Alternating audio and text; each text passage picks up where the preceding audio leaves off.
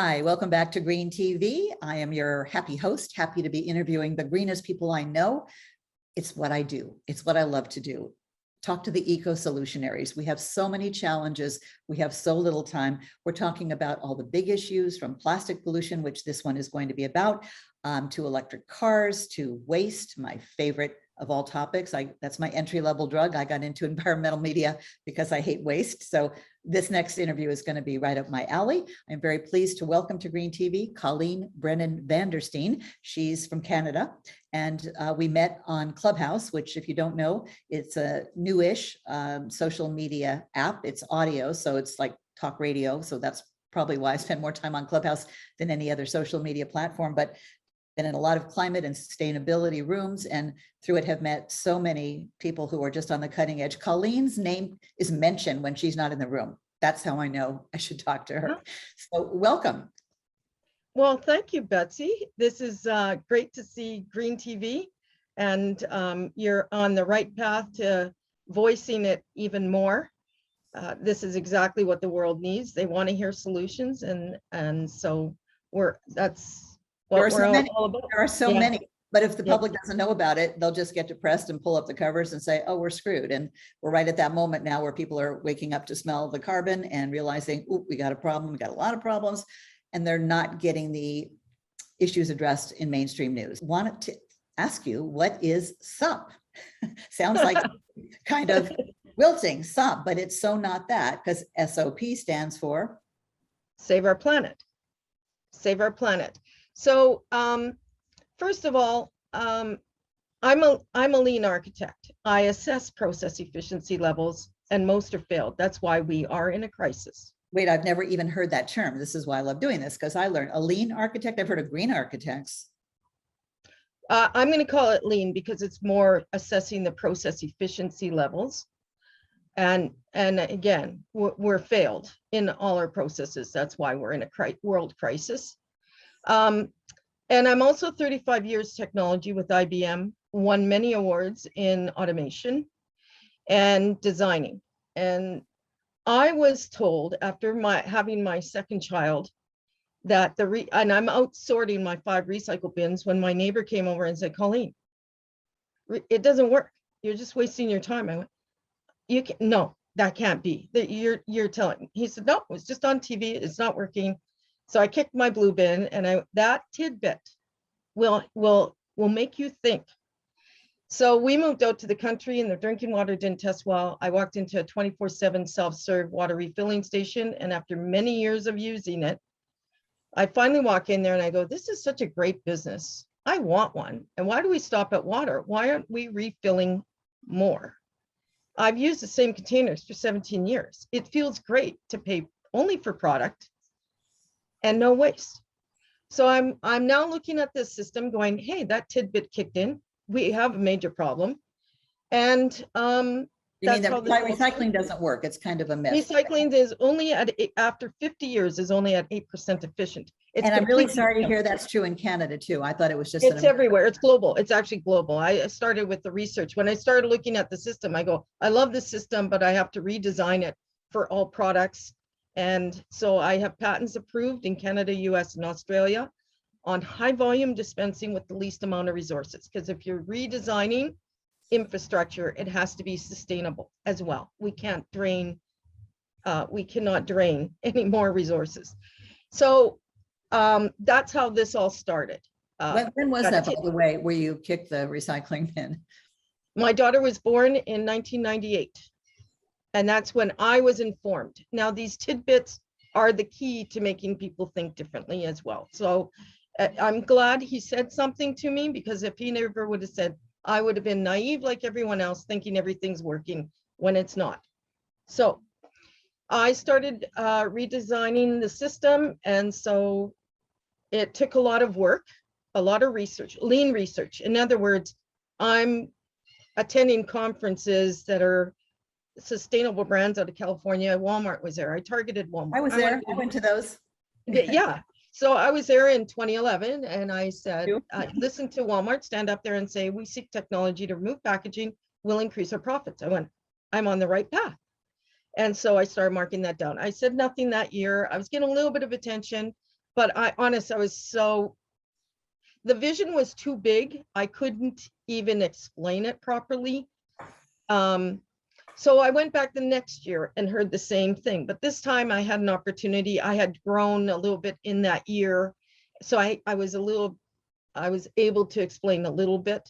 And so this time, by chance, the Walmart presenter was, came into the coffee shop. I was sitting with one of the organizers and discussing at that time, Save Our Planet Refillery. And he walked in and he said, "You guys are in a deep discussion. What are you talking about?" "We're talking about her business. You should hear it. It's up your alley." And he went, "Okay, let's tell." So, "Well, I'm transforming distribution to remove packaging." Perfect. "May I ask what you're doing?" I said, "We're going to 322-gallon totes." He said, "Tell me more." So I told him a little bit more. He said, "May I make a suggestion? You create a showcase that demonstrates system functionality, consumer acceptance, and statistics, and we will come." So, okay, I thank you for the white page to give me something to focus on, which is exactly what I needed. And I've had many stories. I actually met a brand supplier at that conference as well, and eventually had a discussion with them. Ecos, Earth-Friendly Products in California. I had a 10-page PowerPoint. I went there with, started my presentation, got to page 2, which was a wall dispensers that showed laundry soap, dish detergent, and everything. And she just goes, "Colleen, please stop." I said, "May I ask what's wrong?" "Nothing's wrong. You have the most sophisticated system we've ever seen. You have technology. You have high quality stainless steel. What are you sending me?" I said, "A 322-gallon tote." She goes, "You realize that's 322 1-gallon containers, caps, labels I don't have to buy. I don't have to fill, pack, store, or ship. How big is it?" "It's 5 feet by 5 feet by 4 feet tall." She goes, "You realize that you've just reduced our operating cost by 20%, because the volume of 322 package containers is like 20 feet long by 6 feet wide. We're just," so I walked away and I went, yes, if they save money, consumers save money. The industries I'm selling the systems to save money. And then we get to the recycle programs that we're paying into. If everyone is enabled with reuse habits, we can stop these failed programs that we are throwing money away into. They're not doing anything. So Save Our Planet Refillery is designed more B2B, because that's the fastest way to transform distribution. Since the root cause to global waste is distribution, it's not packaging. The beauty of it is it enables consumers with their own purchase power. If I don't like the containers on the shelf, I have no other option but to buy them. They're dictating what I can buy. When you enable reuse habits, I can bring the container I like in the volume and style I desire. And this creates a whole new purchase power. And you don't have to throw, families are throwing away at least $3,000 a year just on packaging. And that high profit margin hidden in the packaging. So it's a true triple bottom line when you enable reuse habits. It's smart, sustainable savings economically and environmentally. So is this catching on with consumers? Because I certainly understand the benefits for the merchants and the producers. And 15, 18, maybe 20 years ago on Trash Talk was talking about the concept of producer responsibility, and how we need to make the manufacturers pay for the recycling of the computer, whatever. So that's not a new concept, but yet we haven't seen it catch on in a way it needs to, certainly in this country. Is Canada ahead of us in this? And I really do want to hear, how have you gotten consumers to buy into this? Because sure, there's the zero waste fanatics, and we do it. I don't do it 100%, but if it's easy enough, we'll do it. But so many just don't even realize that there's a problem, which is why we have Green TV, hopefully to spread the word. But how have you found the ramp up to go? Well, first of all, here in Winnipeg, we're a little more advanced.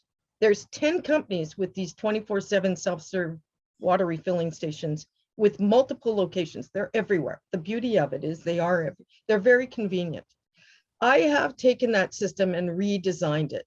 So we would start with, so I'm looking at purchasing land to create this upscale model of a 24/7 self-serve multi-car drive-in refilling station that'll have 100 dispensers starting with laundry soap and dish detergent, shampoo and body wash. We can grow. We're starting with non-edible liquid, powder, granular, and small items, and then moving to edible and all those categories. This is high volume dispensing, so we're like 1,288 gallons. Well, they may not be That's that. low volume. So our competition is the small mom and pops and other little things, but they're more retail designed. I'm more B2B. So my showcase is going to market 4 revenue streams. Number 1, we're selling brand name product in wholesale volume, up to 5 gallons per container. So I have daycares, private schools, auto dealers, apartment complexes buying products from me on a weekly, regular basis. I'm just retail convenient. It's not my main focus. I'm more B2B. The next is selling franchises. So I have 6 US cities that would like franchising and 3 international cities. However, I brought in a new idea of manufacturing franchise. We're trying to make change rapid. It's fast to action. To do that, I'm selling manufacturing franchises to countries where they can actually create the manufacturing, grow the jobs, and expand rapidly within their territory. And they'll reduce their waste, their costs. All of that will happen within their country when they manufacture. So the third is just selling systems. I have a brand name retailer who I have a letter of interest for 182 locations to sell systems to, and created a drive-in model for them. And then if I do well with them, of course, the US and other big box retailers will look at it. So enabling the reuse habits with a drive-in model is a new experience that consumers will enjoy and will enjoy the savings that come with that. And all the products are vetted. They're all clean and as clean. They're all brand name. There is no intervention. It's the supplier to the system. That's it. The rest is the consumer is responsible for their containers. We will have cleaners there, but I would think that I'm going to show demonstrations how you clean your containers. I've used the same containers for 17 years. You clean your own containers. There's nothing really to be done. You add that little bit of water and the last bit of residue, shake it up and pour it into your laundry machine. It cleans itself out. I mean, there's nothing there to do. You maximize getting the product out. So it's learning these little, little habits that make big change, really. I mean, clean your own container. There's no reason to do something else. We want to reduce those costs. We're throwing money away, minimum $3,000 a year, like I was saying, on packaging. It's ridiculous, really. The waste industry. So I'm solving $1,000 billion problem a year. Number 1, the waste industry is making $863 billion. The beauty of the system is theft and shrinkage prevention. They can't steal anything because it's not in a package. And that's $100 billion a year. So we're at $963 billion, and the rest is ocean cleanup. So by transforming distribution with new infrastructure with AI technology to remove packaging will resolve many problems. And the beauty of it for business is removing the packaging will increase their profits. And that's where they will see that new change that we need. Plus the theft and shrinkage also helps. Specifically, tell us how the AI technology works here, because that's an area I don't know that much about, but I know too much about waste. So bring those 2 worlds together for me. The 2 worlds, okay. The front end automation for AI we'll have 100 dispensers and you want to fill 20 containers. The AI will be developed that you could put the containers in your car. You can prepay for everything, put the containers in your car, drive to the refillery, put the appropriate container in the appropriate dispenser, and with one voice command, refill all containers at the same time. You'd be in and out in 10 minutes. And what kind of range of products are you going to have? Like you said, laundry detergent. I mean, and they are, I assume, I hope, all going to be the products themselves, the fluids, the liquids will all be vetted to be as clean and green as you can find, not just the containers, but what you're filling. I'm promoting more eco-organic, but the truth is I'm really addressing the global plastic waste crisis. That's the main objective. So I don't care if it's brand name non-eco. I just want people to use whatever they want to use and reduce the waste. That's my main objective. I think that for the suppliers, they're going to see the change will reduce their costs. Right now, some are fighting it because there is a high profit margin hidden in the packaging. They hate losing that. But it is feeling good just to pay for the product and quit wasting money on packaging. We're losing our oceans, by the way. We are losing, and ocean acidification and other problems. Yeah. Well, you look at the supply chain of savings when the manufacturer doesn't have to make as many containers. You're looking at all that and all the carbon that we spend, carbon emissions playing with the containers even after the fact through the waste industry. It's ridiculous. They will see mega million tons of carbon emissions reduced. Do you see the packaging industry transforming itself, seeing what's coming, or are they just going to be out of business because the overpackaging is epic, it's awful, and it's not a new problem, but there's finally newer solutions, more solutions. So what are they doing to prepare for this, or do they have their heads in the sand like some of the oil companies? This is lean disruption. I am going to disrupt supply chain. You can be rest assured on that one. They're not prepared. I do see once they see the showcase and what I'm actually doing, there will be a major, probably acquisitions coming in from many channels, whether it be the wholesaler, the waste industry, they'll realize exactly what I'm doing. So you're going to see the plastic manufacturers, wholesalers, waste, tech, even because they missed the opportunity for all this project of limitless technology upscale, as well as what products we're going to sell and who we're selling the systems to.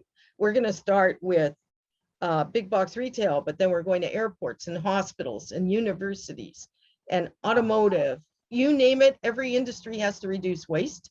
We're in. We can modify the system and downscale or upscale. We are at the max at 1,208. We're actually limitless on the volumes. COVID proved it couldn't. Shelving cannot, and I'm getting rid of shelving. That's what when you have shelving, you have packaging. When you go to technology and different infrastructure, you can change all of that. Eventually the stores will be the 24/7 self-serve. They've been trying to get there for 50 years. We will get them there. And the automation will be front end and back end. So what about the fact that the oil companies are planning ahead and pushing plastic more and more? And that's just like solving one problem, not that we have, creating another one. And how can that be stopped? Because that's so disturbing. Well, you'll see it in the no demand on containers. They're going to see that change. And I can assure you, with the combination, they have to realize they're a limited industry right now. The EV cars are coming in. I'm coming in. We're going to take away the oil and gas. And that's the number one problem of this world right now, is get rid of oil and gas, coal and diesel. They all must go away. When we disrupt all of these industries, they have to realize everything in life is a cycle. You have a business cycle and an industry cycle. Your industry is coming to an end. They should be diversifying into what's coming next. That would have been a smart move on their part. I don't see businesses or industries making smart moves right now. They're very slow. Okay, so viewers of Green TV, you heard it here first from Colleen. Yes. Brennan-Vandersteen. She is changing the world, and that's why I love reviewing eco-solutionaries. Are there, and I hope the answer is yes, are there competitors? Do you have people doing this in other countries, or are you truly leading the way? I'm leading the way. What they don't realize is I have 3 phases. This is phase 1. I have 2 more to go. By the time they get to, I'm sure there's going to be a copycat within 1 or 2 years from once I'm open. You want that. Which is fine. I don't care. To me, I don't care. If they're helping me transform distribution, go. They're helping to SOP. Yes, you bet. Save our planet. Yeah, I'm not about I just want change. I want to see it better for my children and the next generations. We cannot leave them this mess. And if it's us to resolve it, then great. I mean, I'm happy to be part of the solution and not part of the problem. So I love your ambitious goals. I want to see you expand as quickly as possible. How big is your operation? What kind of a staff do you have? Because this is a lot of work. Well, I'm very fortunate through Clubhouse. I had another eco person who has acquired EU green bonds for a lot of money. And he came and said, I'm going to fund your full project. I'm like, my full project, like manufacturing to the big showcase? Absolutely. Give me your numbers and let's get going. Oh my God, you're like heaven sent.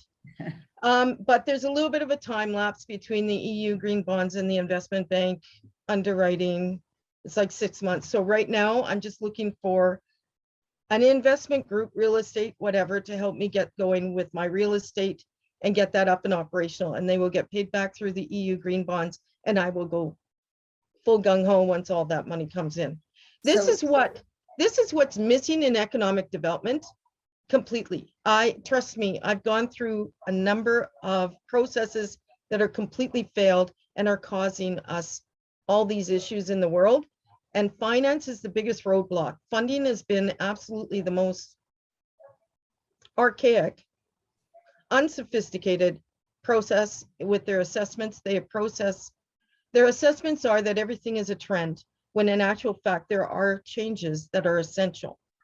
They can't seem to figure that out. So do you see SOP refineries franchises around Canada, the US, the world, and how long might that take? And what if people are looking for something new to do? A lot of people are fed up with their jobs because of COVID. Well, I think the investments and the industries and the businesses should definitely be looking at what's coming down the path. If they want to get involved and whatever is essential, you should be in.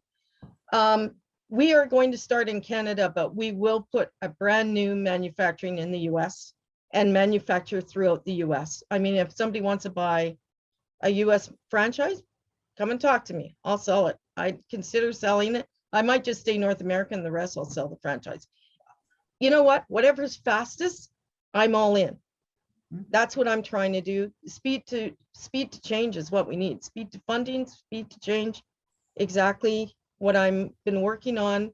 And honest, I've got quite the stories for all the time that I've worked through things. I want to point out people where all these changes need to occur. Finance totally needs a disruption as well. Mm-hmm. Okay, so if viewers are watching and they're not necessarily looking for a new business to buy a franchise, although I think that'd be great, what can they do in the meantime if they just hate all the packaging and the products that they're buying? And especially as more of the world wakes up to the plastic pollution crisis. I mean, it used to be just annoying to have to undo really hard plastic, and even a scissors doesn't cut it. And then you open some of these things and there's more plastic and more plastic. For those of us who knew, it's so painful, but more people are getting to notice that this is ending up in our oceans, in our rivers and our streams, on our streets, and it will never, ever go away. It's an inert substance. That was created for theft and shrinkage prevention, by the way. All that packaging was created so they couldn't put it in their pockets. We will change that. I do see online banking online shopping is not really doing anything sustainable because it's all packaging. So that will change when we come in as well. You're going to see a disruption to a lot of that because the experience for the consumer will be unique, and the youth are excited to hear of the change, and the reuse and refilling cannot be done with online shopping. So you'll see a change happen again. As for businesses, I think those that are in solar, wind, we will be the full eco package, the EV chargers, all these people, come see me. If your windows and glass, doors, if you want a new, should I say, outside sales, come and partner with me. We need all of these partnerships in order to grow the businesses quickly, and we can talk. So construction, building supplies, all those, we have opportunity. When you mentioned, the theft prevention angle, that drives me crazy. If there's a little hard drive or something you're buying and the package is this big and you're at Best Buys, and if you're like me, you say something, why do you have to put this little thing? Theft. Well, meantime, we're stealing our children's future. Yes, with all of it. We're killing trees to make cardboard and everything when we actually should be planting more. To send out And- junk mail, which still clogs our mailbox, you know. I Yeah, mean, no, so it's all gonna go, you'll see rapid change, I think. Within the next 4 years, you're gonna see some radical changes. I think finance is finally gonna pick up when they realize that they're not really doing anything. They're not, I don't know, I have so many stories, really. I do see this going to be a movie someday on this startup. It'll be an Aaron Brockovich combination of Social Network on how this all happened and where I see failure and why that needs to change. instead of who killed the electric car, who killed plastic packaging pollution? Yeah, You did, and you heard it. can hardly wait. Can hardly wait. Trust me, it's been a drive. I'm a redhead. They should get out of my way. Well, there are a lot of stories when you are on the front lines, and that's why I love, you know, interviewing the pioneers, because we are disruptors. We see a need, and we need more of us, especially as people do reevaluate their lives, their careers. Young people are coming up, but when people say, "Oh, Betsy, leave it to the Gretas of the world to solve all these problems," I say, if we don't at least try to start turning the sinking ship around, shame on us. And we need to give them a running start, right? We parents. And I if you're not a totally, parent, I think the women are going to know how to organize, clean up, and make things operate efficiently. I think they should just get behind us, and that's what I see. you know what I call that? Womanifesting change. No, I think it's so manifest. let's see it. I'd love to see it. I'd love to make women investors very, very up there. I'm not driven by the money as much as I am about the change, but that's okay. They keep telling me you got to make money, Colleen, to make more change. Okay, I get it, but yeah, not really. Not amen, but a women. Yes, leading yes, of green course. change. Yes, Why we need not? green change. We're the Thank mothers, you. we're the nurturers. We certainly need help from men, and this is an intergenerational challenge, epic. So we need everybody, all hands on deck. Are we catching up in terms of eco-innovation on an industrial level, as well as sort of just consciousness raising? I totally feel that most countries have come back to manufacturing within the country. I don't think China is going to be controlling anywhere near where they have been. I think it is to grow local jobs and expand. I totally see that. I do think exporting will be a thing of the past, though. So China, I see that changing an awful lot, where selling manufacturing franchise will be the more sustainable option to reduce carbon emissions and all types of, and growing it locally. I see that changing. That's my vision. I hope to make it come to life as well with those thoughts. I love your vision, and I have written down that I should have Coanne, head of sustainable brands, on, because she has a lot of stories too. She's been at this almost as long as I have. I can't pronounce her last names. I've known her 15 years. I still can't pronounce her last name, but Coanne, sustainable brands. Yes, we'll get her on. Anything that we haven't touched on in the last couple of minutes that you'd like to share? No, I think we've covered the whole concept of, you know, like, I just show some of the products here, and then these are my favorite containers. I would suggest everyone start saving what you like. I would put hand soap and dish detergent and everything in these containers. They're very convenient, and I can fill my hand dispensers at all of my sinks using this, because it's perfect for dispensing. What are they made of, those packages, those containers? These are the laundry soap. I've got every color. I've got every color. And so I'm going to color code I'm going to create a whole new packaging setup for myself, but that's how I see it. They are plastic, right? These are plastic, but the packaging wasn't the problem. The root cause was distribution.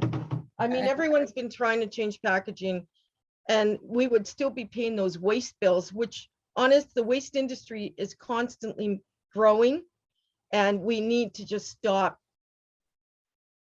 Like the packaging going to, you know, seaweed, and that's not the issue. You're still going to throw it out and create waste. You don't want any waste. We need to terminate that. And that's by reusing. Reuse, exactly. And I've long said reuse efficiency. I call it reuse efficiency. And I say convenience clashes with conservation. And we've gotten so far down the convenience road that we've got to have that backlash because it's insane. Really. We will make it faster than going into a store by refilling.